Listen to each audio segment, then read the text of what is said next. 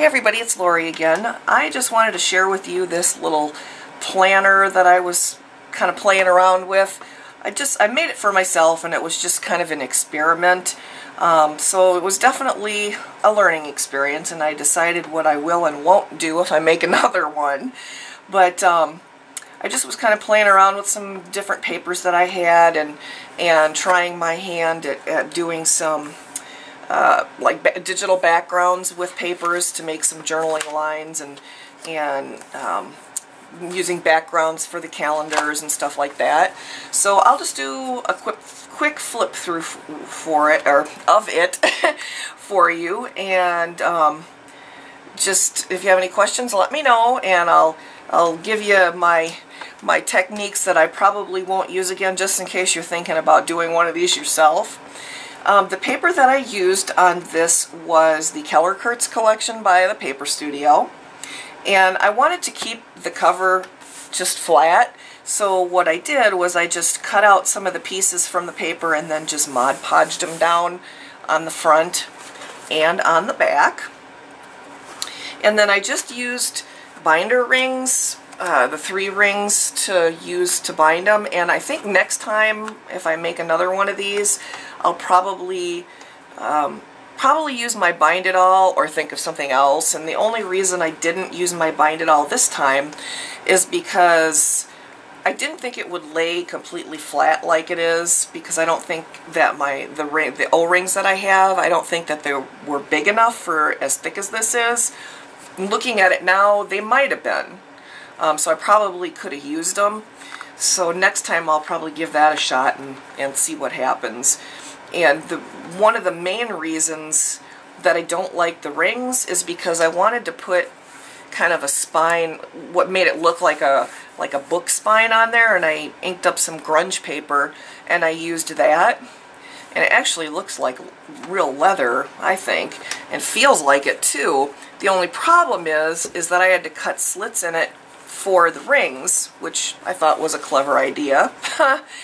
But unfortunately, when you're flipping through the book, the rings get sucked down into the cuts in the grunge paper.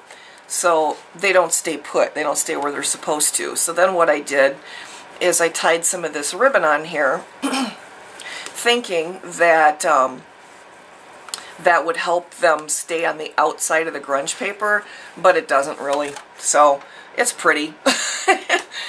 So I will go ahead and show you what I did in here. All of these sheets that you see here were digital downloads that I used and just printed out using Microsoft Word. I did some journaling lines and used a background. And then the pages like this, I used actual paper that I cut out, and most of it's from the Keller-Kurtz paper. Some of it is just from various other pieces of paper that I had. So I'm not really using one particular kind of paper collection or company or anything. And I started this in October, as you can see, but just now finally finished with it, I think. I don't think I'm going to add anything more to it. And I found the calendar layouts online, and if I can find the link to the website, I will put that in the description just in case you're interested in that. And I imported them to Microsoft Excel, and then I put a background on each one of the months.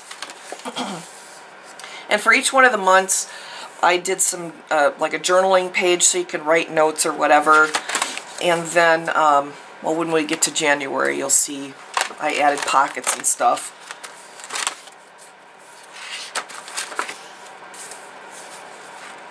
And when we get to January, I actually started with the tabs for the month, and I added some pockets, some bottom pockets and some side pockets. And I think if I do another one of these, what I'll also do is wait until I've added the pockets to bind it, because this looks kind of silly to me because it's not all the way flush to the left edge. I don't know. Just call me anal, I guess. And I used a decorative Fiskars border punch on the pockets.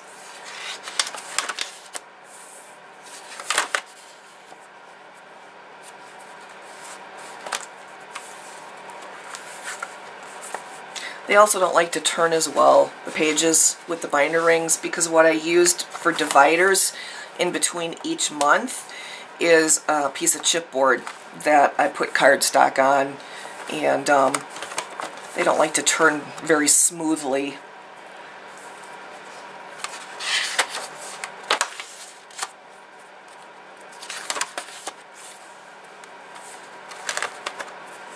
And I didn't want to add any embellishments or anything because, like I said, I wanted to just kind of keep it flat.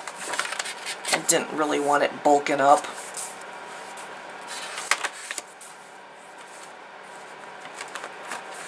And for the tabs on the month dividers, I just used a Spellbinders die, and then I printed out the days or the months on just off my computer, and then I glossy accented over them.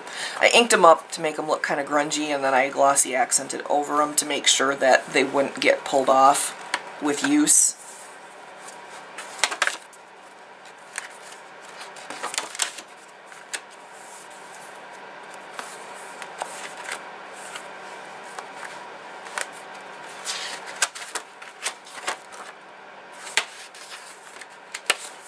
I love this paper.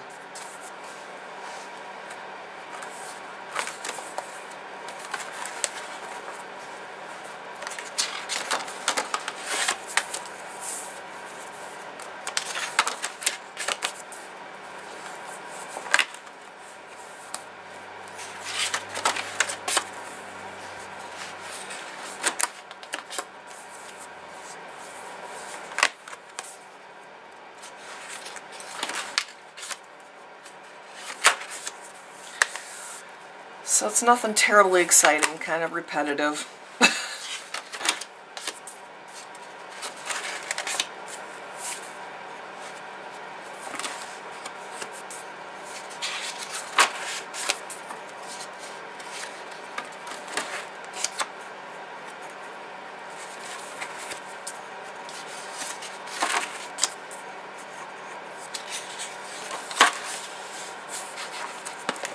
And that's it.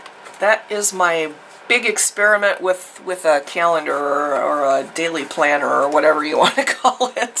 Thanks for taking the time to watch. If you have any questions, let me know.